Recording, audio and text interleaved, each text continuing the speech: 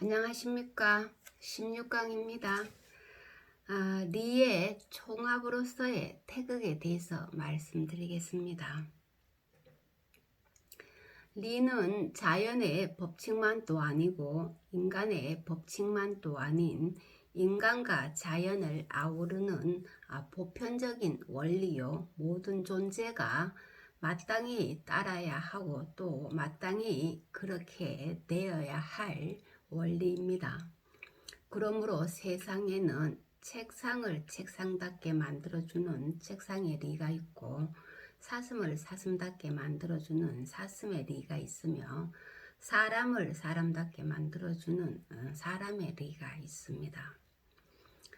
또한 책상, 사슴, 사람이라는 각각의 서로 다른 리가 있지만 그 리를 있게 하는 총괄적인 위치에 있는 궁극의 리도 있습니다. 이 궁극의 리에 해당하는 것이 태극입니다. 이때의 태극을 통체일 태극이라고 합니다. 그리고 아까 말씀드린 개개의 사람, 또 사슴, 책상 이런 개개의 리를 각구일 태극이라고 말합니다. 그래서 주인은 태극과 리의 관계를 다음과 같이 설명을 합니다.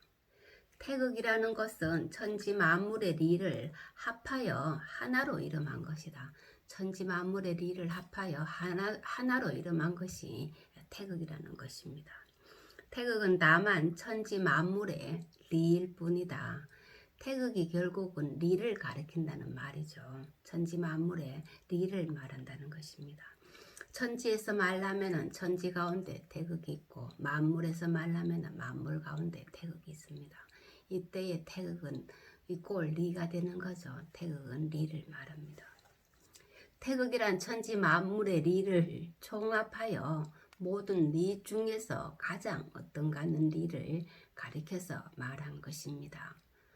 다시 말하면 리를 총괄하는 모든 리 중에 리, 예를 들어 책상의 리, 사슴의 리, 사람의 리 등을 아우르는 최고의 원리에 해당하는 것이 바로 태극이라는 말입니다.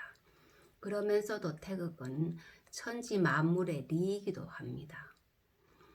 책상에는 책상의 태극이 있고 이때는 리를 가리키죠. 사슴에는 사슴의 태극이 있으며 사람에는 사람의 태극이 있다고 말합니다. 이때의 태극은 리의 다른 표현입니다. 이때의 태극은 각구일 태극을 말합니다. 때문에 태극은 하나의 리이면서 동시에 모든 개별적인 리의 총체적인 명칭이기도 합니다.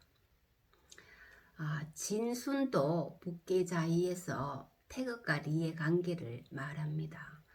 진순은 남송시대 학자로서 주자, 제자 중에 가장 뛰어난 사람이라고 합니다.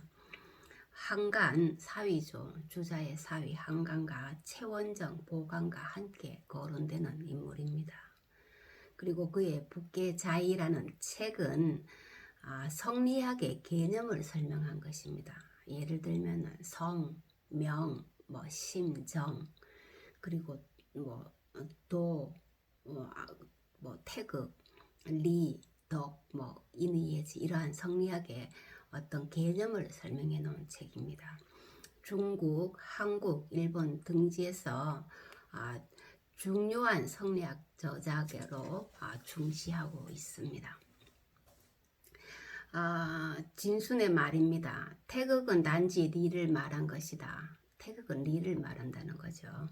하늘은 이로써 항상 운행하고 항상 태극 혹은 리로서 운행하고 땅은 이로써 항상 존재하며 땅은 태극 혹은 리로서 항상 존재하며 사람과 사물은 이로써 끊임없이 생겨나는 것이다. 이렇게 사람과 사물은 리 혹은 태극으로서 끊임없이 생겨나는 것이다. 이렇게 설명합니다. 천지 만물의 리를 총괄하여 모두 여기에 모여들어 다시는 더 나아갈 곳이 없다.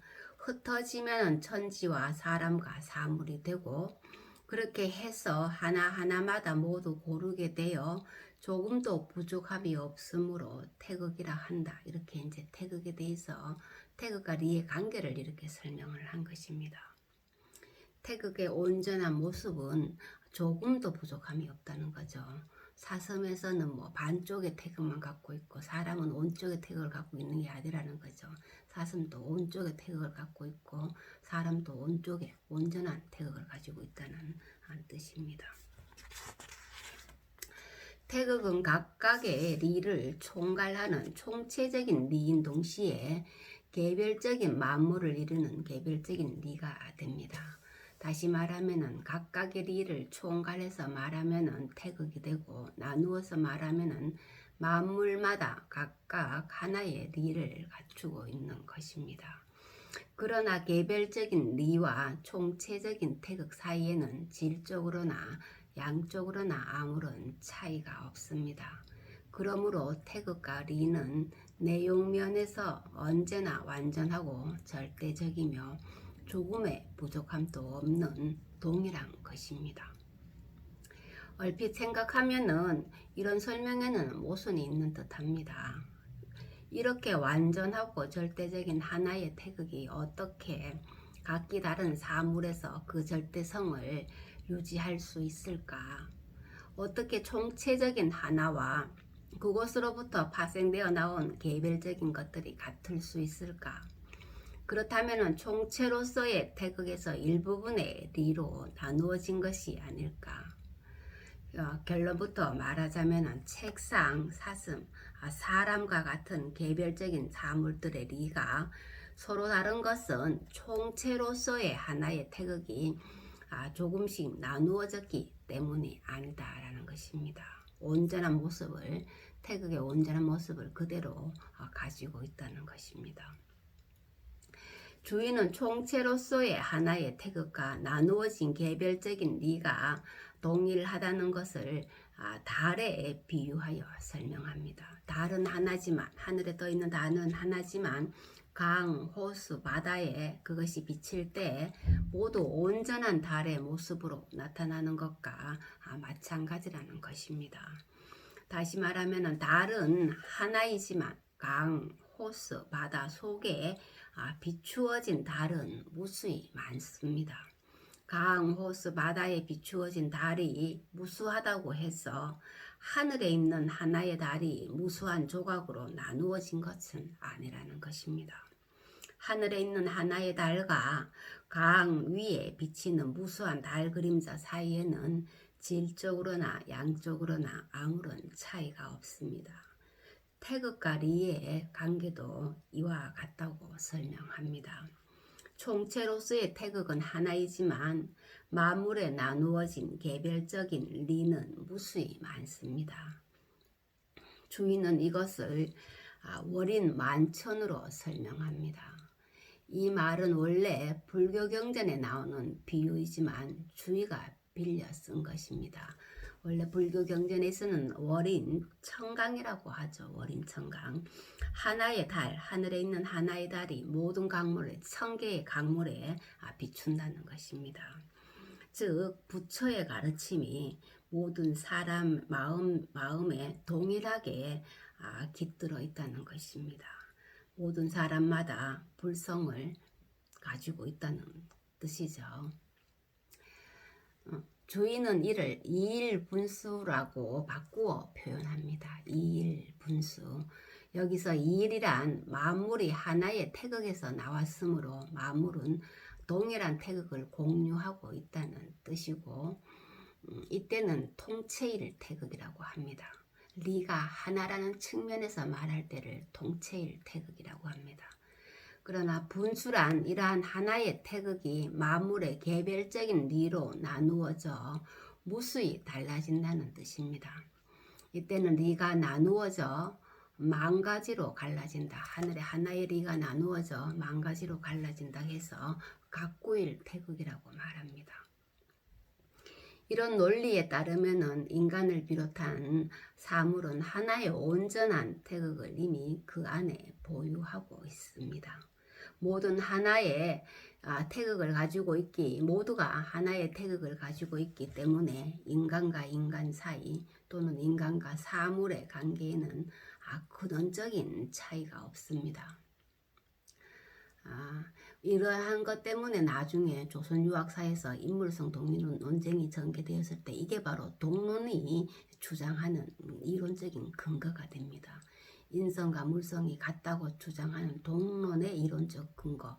모두 하나의 태극을 가지고 있기 때문에 인간과 인간 혹은 인간과 사물의 관계에는 근원적인 차이가 없다고 보는 거죠. 그래서 사람과 사물은 그 성이 같다고 보는 것입니다. 물론 현실 세계에는 다양한 차이가 존재합니다. 인간과 동물 간의 차이가 있을 뿐만 아니라 인간과 인간 사이에도 종비, 기천의 계급적인 차이가 있습니다. 물론 성리학에서는 이것을 기질의 차이로 설명하죠.